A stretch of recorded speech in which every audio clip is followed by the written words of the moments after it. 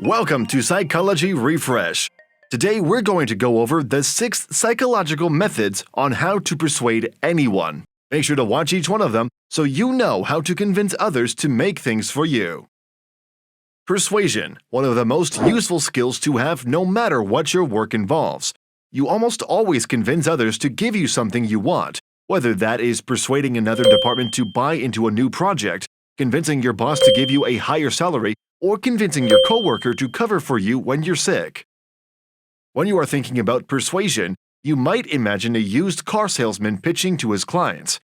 However, the art of convincing people is not necessarily about manipulation. We influence people whether we like it or not, so we might as well use that influence purposefully. You can gain an advantage in both business and personal relationships by developing your power of persuasion. If you ever have a problem with convincing people to do something, you are in a great spot, because this video will help you. Learn to construct convincing arguments, to know the way to present them, and learn how to persuade anyone of anything. These are principles formulated by Robert Cialdini, a well-known professor of marketing, business, psychology, and author of many books sold in millions of copies all over the world. Here are 6 psychological methods on how to persuade anyone. Number 1. Use the power of reciprocity. Psychology says that human beings are wired to return favors and pay back debts, to treat others as they've treated us. According to the theory of reciprocity, one will feel obligated to reciprocate favors since he or she received them previously from others.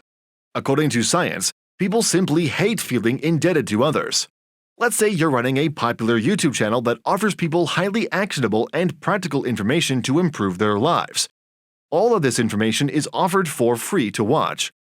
Based on the idea of reciprocity, if you have something to sell, which is linked to the other things you teach in your YouTube channel, people likely will feel obligated to buy something from you as they receive a lot of free value from you earlier on.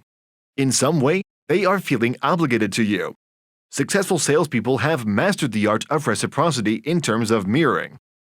People who like each other tend to behave the same way and develop the same basic body orientations as you. So try to always have a little fun with people you meet and move slightly to see if he or she reciprocates and follows your movement. If they are, then you know that you have chemistry and you are more likely to persuade them. So next time, if you want to convince someone to do something, first do something for them.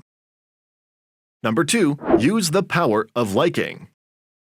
The whole idea of liking as an important foundation for building influence may sound superficial, but it's how we are wired as humans. What does it matter if you like someone? Well, it affects the chances of you being influenced by that individual.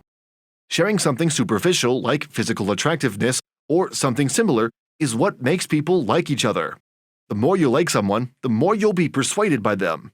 Nobody wants to buy something or do something for the person they don't like. So before you start pitching to someone, make them like you by listening closely, engaging positively, asking personal questions, smiling a lot, and identifying with your opponent's objectives and motivations. Number 3. Use the power of commitment. Commitment is the basis for human behavior, as human beings depend on being viewed as consequent. Therefore, once we publicly commit to something or someone, we are much more likely to follow through and deliver on that commitment. Psychology explains this by the fact that people align their commitment to their self-image. You've probably seen the power of commitment a ton of times in your life by asking site visitors to submit something relatively small and usually free, such as a guide or white paper. Marketers increase the likelihood that those site visitors will end up becoming customers. This is also called the foot-in-the-door method. In real life, you can use this technique by making someone do a very small favor. Then they identify as the type of person who does you favors and are actually more likely to do so again in the future as they are already committed. Another example you can find in e-commerce. Who is more likely to buy the product? The person who was on your website but did not do anything? Or the person who added the product to cart and made that commitment? Clearly, it is the second one. If you are enjoying our content, please give this video a like, subscribe to our channel, and do not forget to turn on the notification bell. Number 4. Use the power of social proof.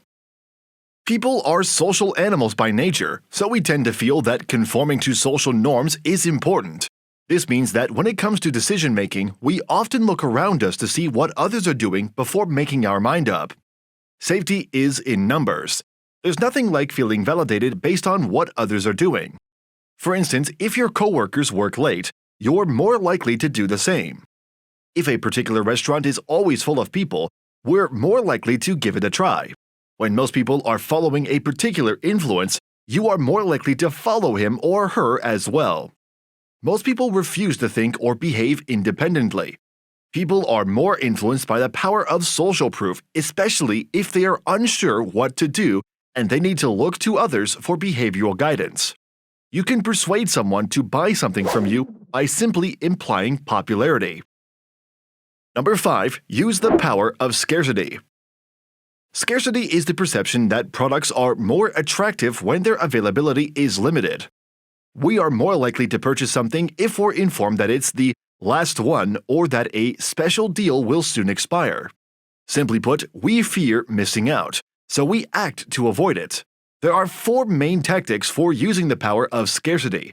Firstly, there is a short supply where the quantity of something is limited, and therefore people are more likely to be lost or missed out on. Then we have a high demand, where the quantity of an option can also be insufficient for an individual, triggering the threat of loss. Third one is a unique opportunity, which is suggesting that some opportunity is reserved or unique for a particular individual. This could be a good way to persuade them to buy it or try it too. Finally, we have a limited time where a choice must be made quick because there is a time limit on it. You've probably seen the scarcity technique millions of times on traveling and e-commerce websites. Remember to apply this tactic, especially when you want to sell something. Number 6. Use the power of authority.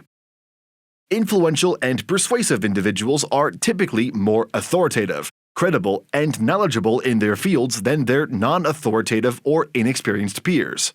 The core building blocks of trust are authority and credibility. When we trust people, we are more likely to follow them. Evidence says we will still obey the person of authority even if they are doing something illegal or immoral. People are much more likely to buy a toothpaste recommended by a dentist, a spaghetti sauce recommended by a master chef, or a diet plan by a professional athlete.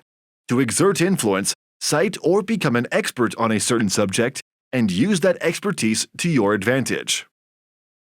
Now we have a question for you. Which method is most used nowadays? Please share your thoughts in the comments. Subscribe and turn on notifications if you want to learn more about yourself and understand other people better. Check out our other videos. Take care.